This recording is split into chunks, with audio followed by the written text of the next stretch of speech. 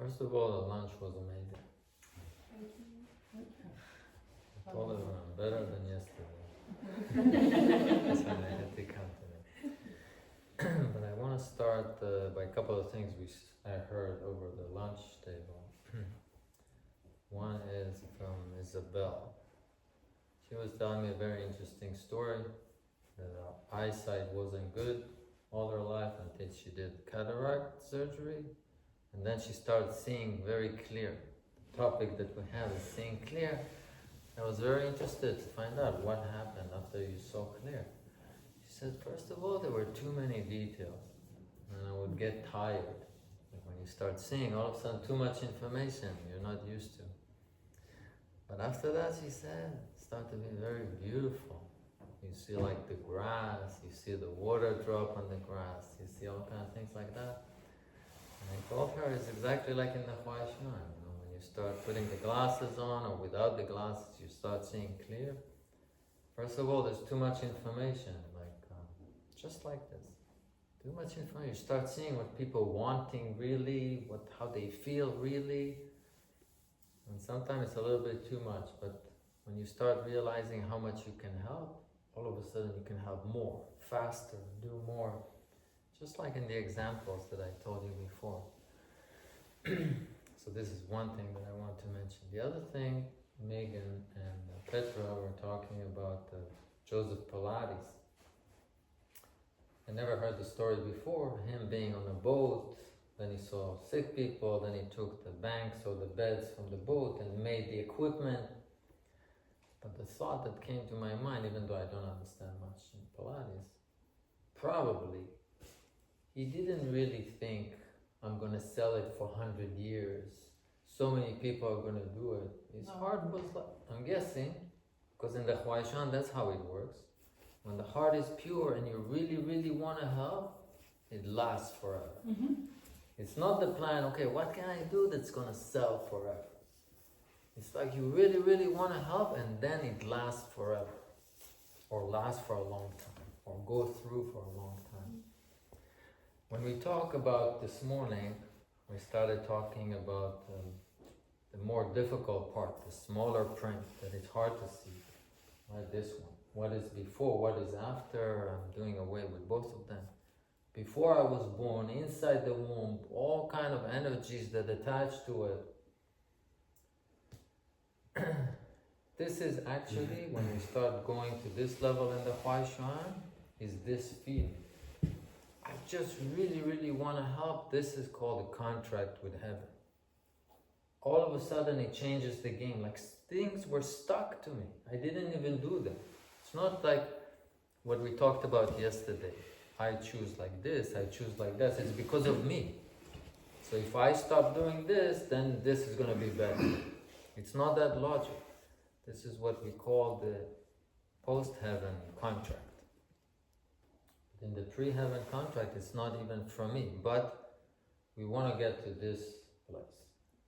Like where you see it, and you know it, that you want to help it, and then it lasts. Like it cannot be deviated, because this is a contract. In that case, maybe Joseph Pilates and heaven. It's not between him and the publishers, between him and the manufacturer, between him and the buyers. Especially if you said he built it on the ship. People were sick, that's where you need to help him. He probably didn't have vendors yet in America. No. Like people to produce it and sell it. It's not there. So I think when we start talking about these type contracts, like between me and heaven, the change is the pre-heaven. And there's a lot of things that we can do. The first thing we studied today, to start to change this. Whatever was before I was conceived, my parents, grandparents, forefather, ancestors, who knows, all kind of influences, where they came, why they're influencing this contract. And after I was born, remember inside the womb, maybe the parents, the energies were not right, how it affected me. The first step that we did was to know the stopping point. Calm, calm, calm. At the beginning, we're a little worried, anxious, what's going to happen, not breathing. Calm, calm, calm, calm, calm, calm, just like at night. And now this led us to the next part. So this is going to be how we're finishing the entire retreat. The next part. This is the fourth mantra. Remember Zhou Yuanbin, the older, the one that you shout in his ear, hello! Actually, it's very, when I'm thinking about it, it's like very, what's the right word? Very proper. Because this thing, the little fine print you can't see, it's like literally you need someone to come in your ear, hello! Like I can't see it, like someone need to wake up. So again, that wasn't the meaning in that video, but it's kind of like in a weird ways it's related. So the last one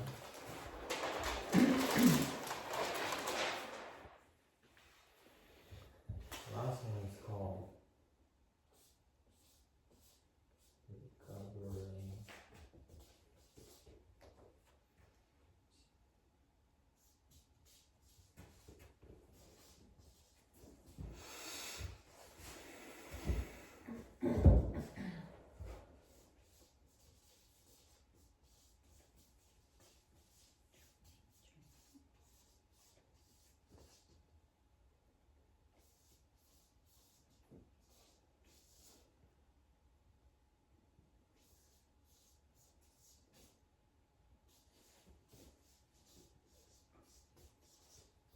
This is our last step.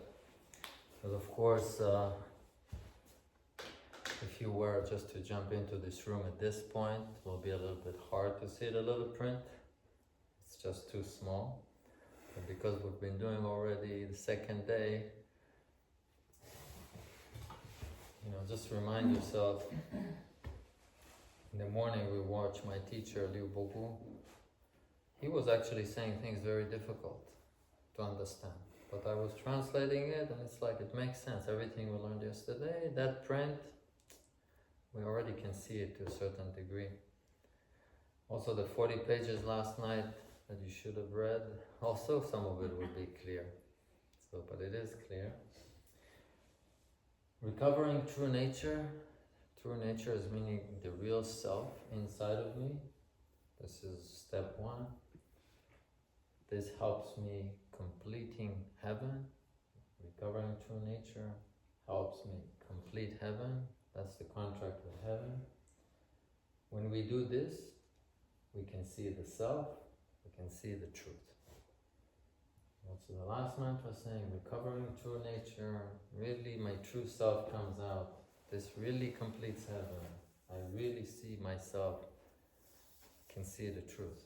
Now, I don't know if you remember, but yesterday morning, I started by saying, when you look at something that we call the truth, everybody looks at the same truth.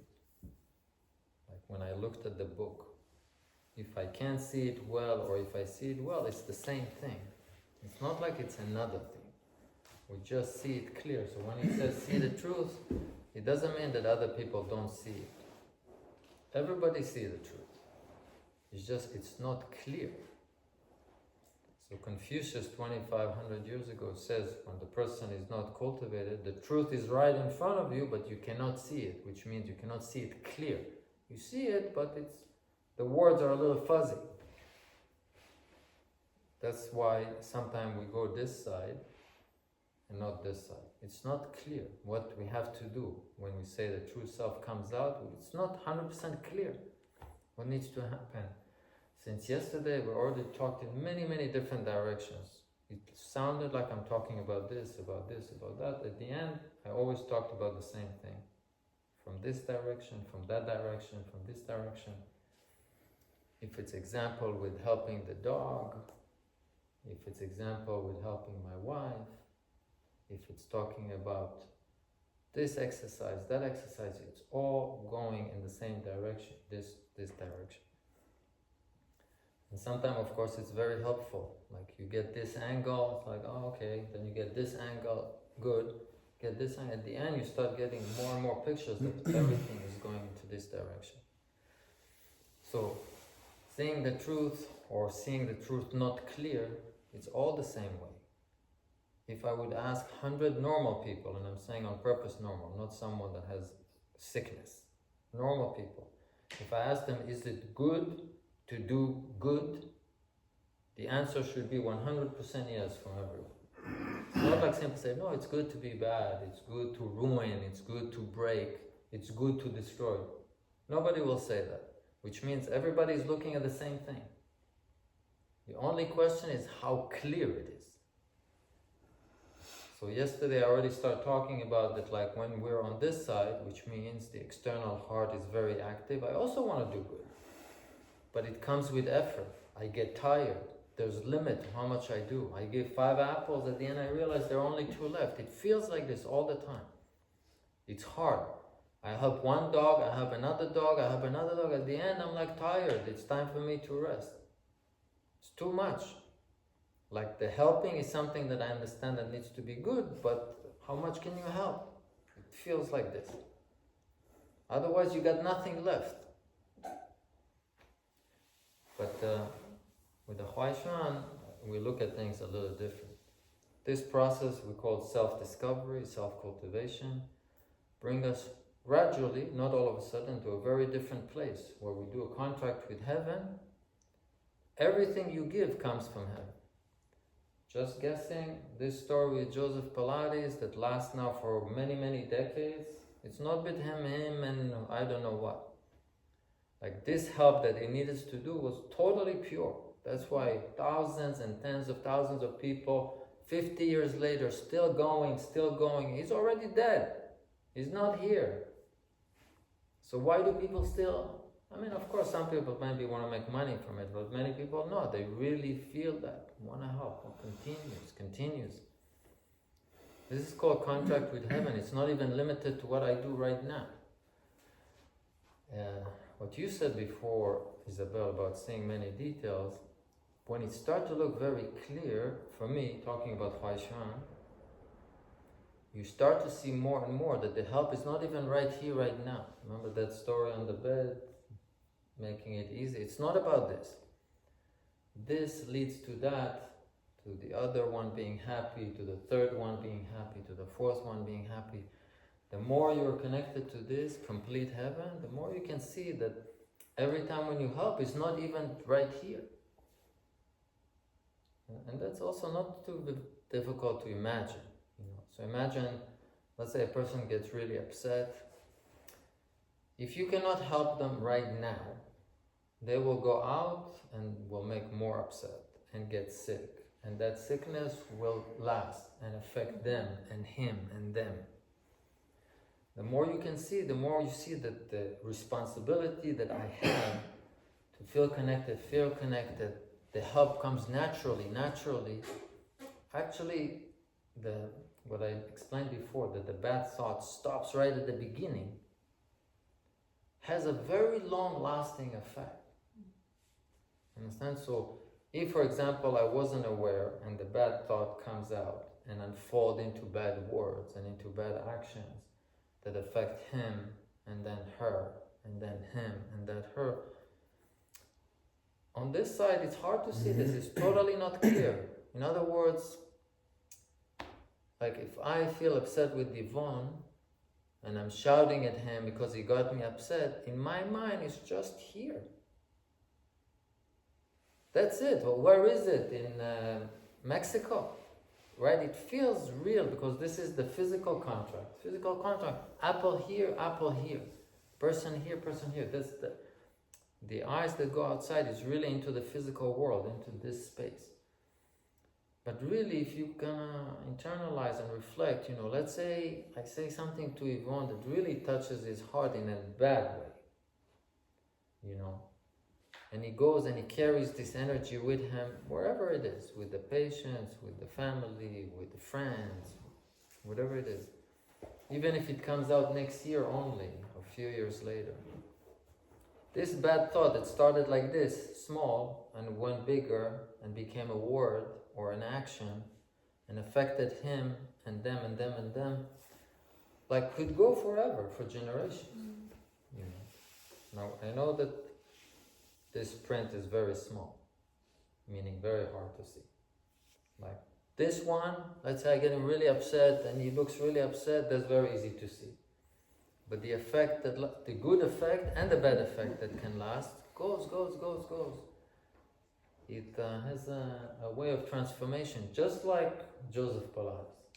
The good thing goes long time if it's really, really good. The bad things also go for a very long time. So when we start talking about contract of heaven and start to seeing too many things, you start realizing that this side is not just that it's a little bit not good, it's really not good. If you start realizing how much bad or how much good can be out of it, you want to be on this side. Yesterday we started by saying, is there any person that think they want to feel worse? We said, ain't nobody normal is going to say, yeah, I want to feel worse. I want to be sick. I want to be bad. It doesn't happen. Nobody wants to go to this side. Someone was talking about thoughts, but I'm thinking there's a lot of thoughts we explained today, that when the heart starts moving a certain way, the thoughts cater to this. Understand? So if my mind, for example, I'm getting upset with another person, my thought will go along and say, yeah, that's right, it's because of them. Right? They're not going to try to hinder me, they're just following along. If on the other hand I said, this person feels really, really bad and I can see that I can help them, my thoughts will start going with this. Say this, do that. Or don't say this, don't do that. Like it's going to start helping me to do what the heart wants to do. Different sometimes when what people think, yep, like my thought is the ruler. The thoughts are not the ruler. They just help the heart execute whatever you want. So the practice of Huai Xuan is to go deeper and deeper, more and more connected, what we call heaven, and not to the motions of the external heart. And over there, we start recognizing the thought. If it comes, it's not good, we cut it at the beginning. If it comes and it looks like it's connected, it's calm. Then we say, yeah, let's go. Like do more. We promote it, we accelerate it, This maybe, and I'm going back always to the same Joseph Pilates, even though I don't know anything about it, sounds like this. Good thought, let's go, and it went. Like flew over the ocean. But this is like what Huai Xuan says. Now we want to do a practice. So this is our 7th exercise, the Wujigong, and we're already dealing with these type things. We start with the 6th one that we did already, just to get kind of calm. And then we will do the 7th exercise. So the 7th exercise also comes from Confucius. It's called in Chinese Ding Jing An. So there are 3 steps in there. Something called fixed, calm, and peace. It's like a concept, fixed, calm, and peace. But we do 3 different little movements around them, but they all go deeper. Remember at night it says you breathe, long, calm. This place, there's a connection. These connections also, there are different levels in. These different levels is what we call here fixed, is connected, calm or still is more connected, and peace is more connected. Of course, it relates to what we say peace, be at peace, but it's not that peace. Meaning levels of feeling more connected, then we're ready for the last 8 exercises to do this, complete the head. Alright, so we start with knowing the stopping point. Just calm, relax.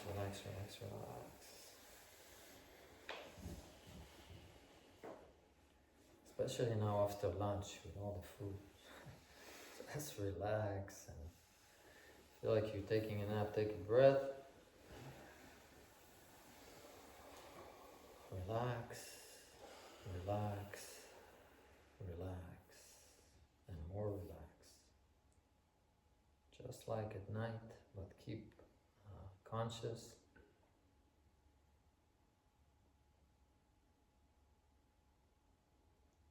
Take a deep breath.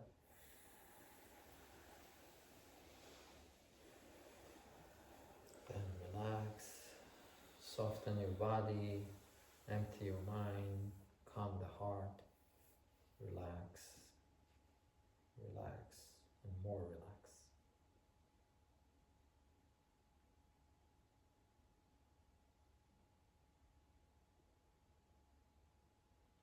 Deep breath.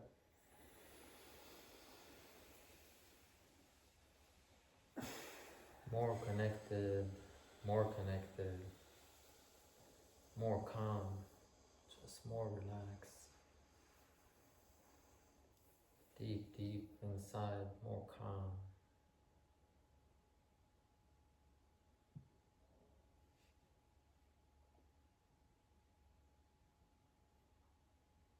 Just one more time. Breathe in.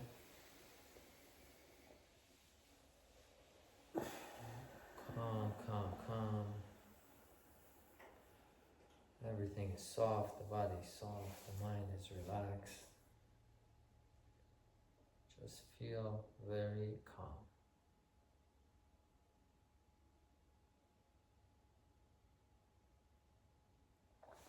I want you to put both hands covering your stomach, right on the belly button. We bring the hands above the belly button and then relax. So instead of doing very big movements like before, you breathe in just a little bit. There's no need for deep breaths. We're breathing all the time, and just relax. My mind keeps calm. The heart is empty. Just breathe in above the belly button, breathe out below the belly button. This is called fixing it or stabilizing the feeling of being connected.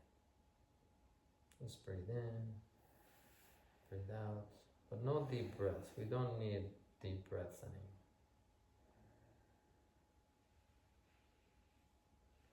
Breathe in, breathe out.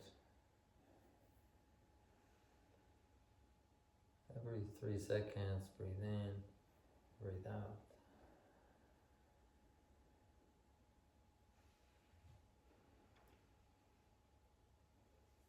Breathe in, breathe out.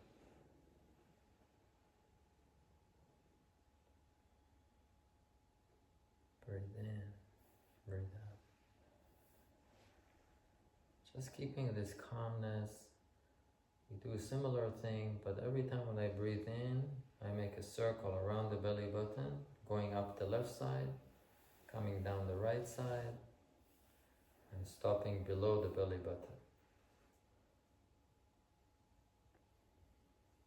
Breathe in as I go up on the left side, breathe out as I go down on the right side, and stop below the belly button. This is called keeping still. Breathe in, breathe out. I always stay in the lower abdomen.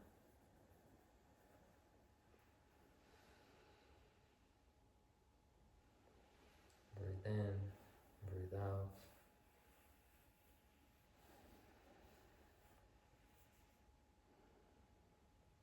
Breathe in, breathe out.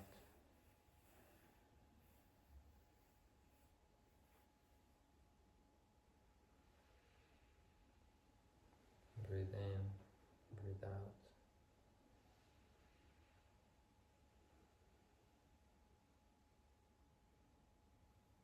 Breathe in, breathe out.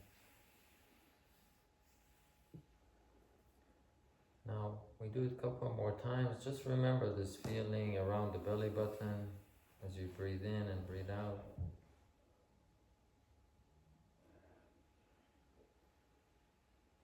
Breathe in and breathe out. We put both hands on the thighs.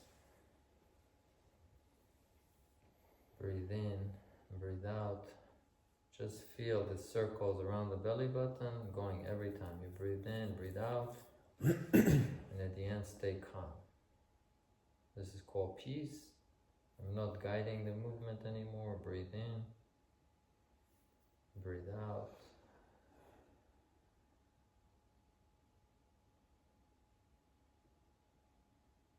Breathe in,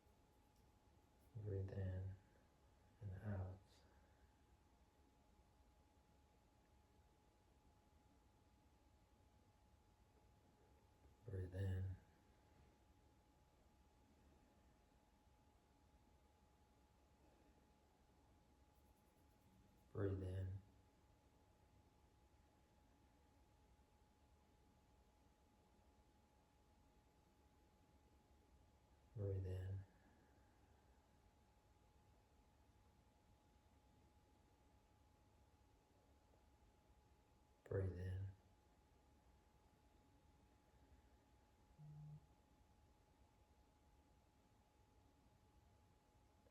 Breathe in.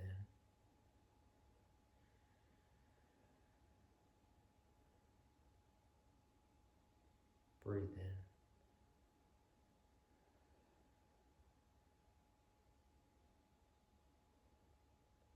Breathe in.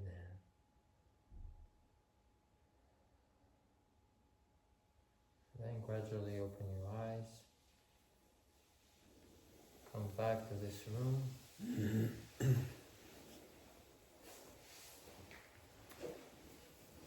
Just to review all the exercises from just being there in the beginning, feeling when the heart wants to start breathing in the second exercises. Still, even the heart wants to breathe and we look forward, we really just see images and stay connected, seeing my body and staying connected, opening the eyes, letting it go out, come back in, starting to recognize really how it is connected, the stopping point, and then within the stopping point, more and more and more. I do smaller movement, I don't need any movement. In the Huai Xuan, the second part is called nurturing stillness. Nurturing stillness means it's not a movement of my heart. Doesn't mean that it doesn't move. It just means it's not me moving it. That's what stillness means. So even in this, fix it, stillness and peace means the heaven is moving inside my body. I want to start learning how to do it. Now, I'm fully aware that this is very, very small print. So it's not like I'm not feeling it. And that's how it is at the beginning. We start at the beginning, exercise 1, 2, 3, until we develop more and more skill. We still have one more exercise to finish today. It's called reaching ultimate goodness. How that thing from the stomach comes out. And we're going to do it later today.